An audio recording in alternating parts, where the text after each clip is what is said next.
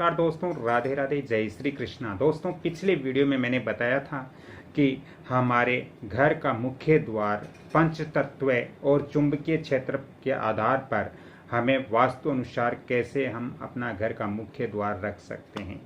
ये वीडियो मेरा पहले वाला आपने देखा होगा, तो आपको बहुत सारी मुख्य द्वार के बारे में जो मैंने चर्चा की है उसकी जानकारी आपको प्राप्त हो गई होगी।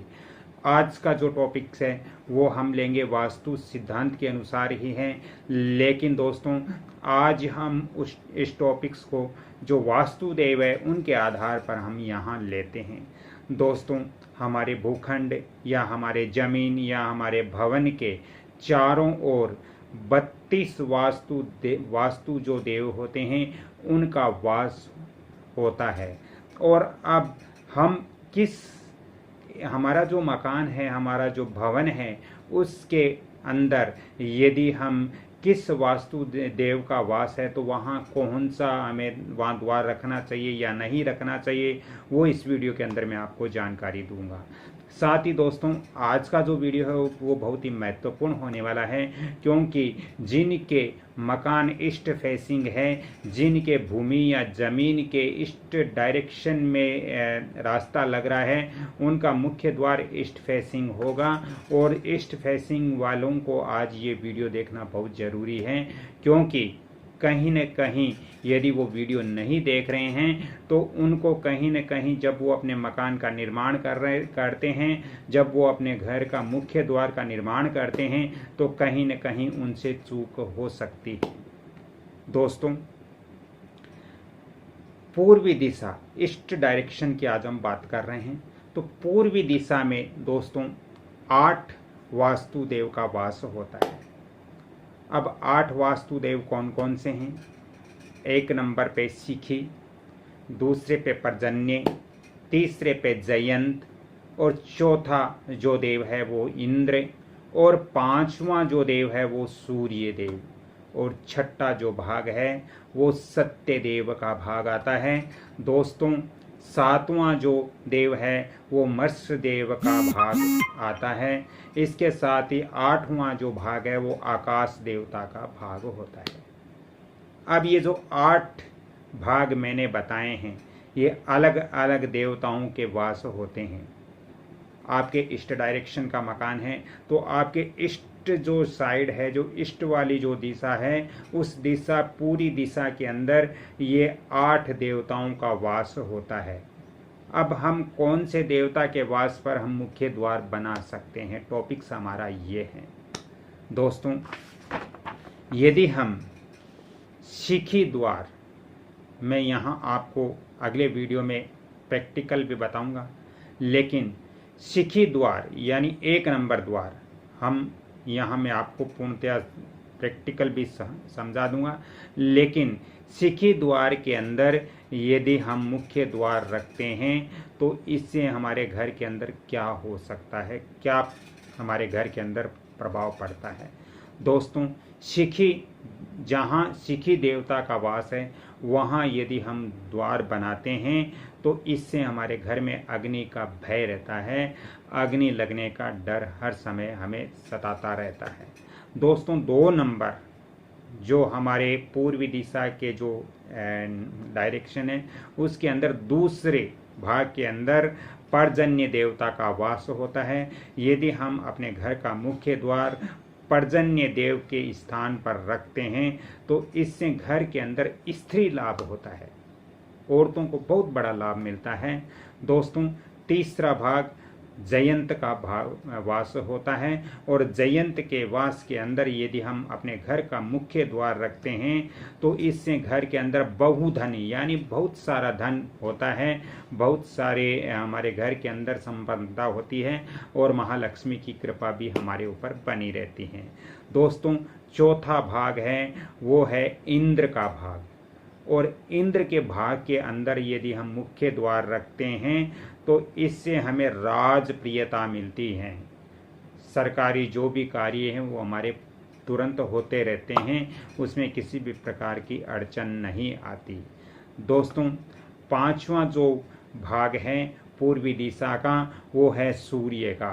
बहुत सारे लोग बोलते हैं कि सर हमारा मकान ईस्ट डायरेक्शन में है, फिर भी हम बहुत ज़्यादा तकलीफ पा रहे हैं। तो दोस्तों इसका कारण यही होता है कि आप ईस्ट डायरेक्शन में बिल्कुल 5वें भाग में अपने मुख्य द्वार रखे हुए हैं, इसलिए ये वास सूर्य का होता है और सूर्य का वास होने के कारण घर में जो सदस्य रहते हैं उनको मानसिक तनाव रहता है, साथ ही हर व्यक्ति के अंदर क्रोध आता है, क्रोध की भावनाएं होती है, और जब क्रोध की भावनाएं होती हैं तो घर में कलह कलेश भी होता है, घर के अंदर अनहोनी घटनाएं भी घटित हो जाती हैं।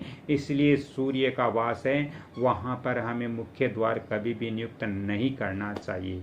दोस्तों छठा भाग ईस्ट डायरेक्शन का छठा भाग है वो सत्य का भाग है, और सत्य के अंदर यदि जहाँ सत्य देव का वास है वहाँ यदि हम मुख्य द्वार रखते हैं तो दोस्तों इससे असत्यता घर के अंदर रहेगी, असत्यता घर के अंदर उत्पन्न होगी।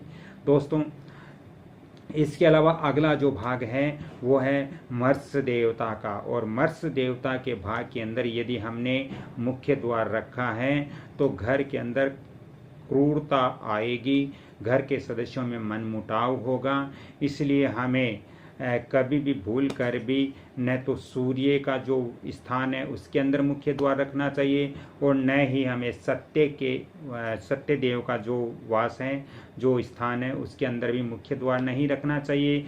मर्स के अंदर भी हमें मुख्य द्वार नहीं रखना चाहिए। दोस्तों 8वां भाग और अंतिम भाग है वो है आकाश देवता का। हमारे जो ईस्ट डायरेक्शन में आकाश देवता का 8वां भाग होता है, और 8वें भाग के अंदर यदि हम मुख्य द्वार रखते हैं तो हमारे घर में चोरी आदि होने का भय रहता है। तो हम अपने घर के अंदर ईस्ट डायरेक्शन में मकान बनाते हैं, ईस्ट डायरेक्शन हम बोलते हैं, लेकिन हम ईस्ट डायरेक्शन के अंदर ही जिस देवता के वास होता है उस देवता के संबंधित यदि हम मुख्य द्वार नहीं रखते तो फिर हमारे मकान के अंदर जो जो चीज़ें मैंने अभी यहाँ आपको प्रटेक्स्ट में बताई हैं वो आपके साथ भी वास्तु अनुसार हो सकती हैं। तो आप अपने घर का मुख्य द्वार यदि आपका ईस्ट डायरेक्शन है तो आपको दूसरे, तीसरे और चौथे भाग में आप मुख्य द्वार रख सकते हो। जैसे मैंने पहले बताया पंच तत्व और चुंबकीय क्षेत्र के आधार पर, आज मैंने आपको इस वीडियो के अंदर बताया है कि वास्तुदेव की स्थापित वास के अनुसार हमें मुख्य द्वार कहाँ रखना चाहिए। अब मैं आपको यहाँ पर यदि अगले वीडियो में मैं आपको इसके प्रैक्टिकल सारी चीज़ करके समझाऊंगा कि हमें मुख्य द्वार ईस्ट डायरेक्शन में कहाँ रखना चाहिए। तो दोस्तों चलते चलते यदि आज की ये मेरी जानकारी अच्छी लग रही है तो कृपया इस वीडियो को आप लाइक करें, शेयर करें, सब्सक्राइब करें और बेल आइकन घंटी के निशान पर भी क्लिक करें, ताकि मेरा भी मनोबल बढ़ेगा और मैं आपको ऐसी वास्तु और ज्योतिष की जानकारियाँ देते रहूँगा। तो दोस्तों हाँ, आप अपने घर के यदि मुख्य द्वार रख रहे हो तो आपको जैसे आपके ईस्ट डायरेक्शन है उसके अंदर ईस्ट डायरेक्शन में हमारे 8 देव वास्तु देव का वास होता है, जिसमें से हम ईशान कोण से चलते हैं तो पहला भाग हमें छोड़ना है, दूसरे, तीसरे और चौथे भाग के अंदर हम अपने मुख्य द्वार रख सकते हैं। ये बिल्कुल वास्तु सम्मत है, इसमें आपको किसी भी प्रकार की परेशानी नहीं होने वाली है। तो राधे राधे, जय श्री कृष्ण, धन्यवाद। अगली कड़ी में फिर मिलता हूँ, तब तक के लिए आपसे क्षमा चाहता हूँ। जय श्री कृष्ण, धन्यवाद।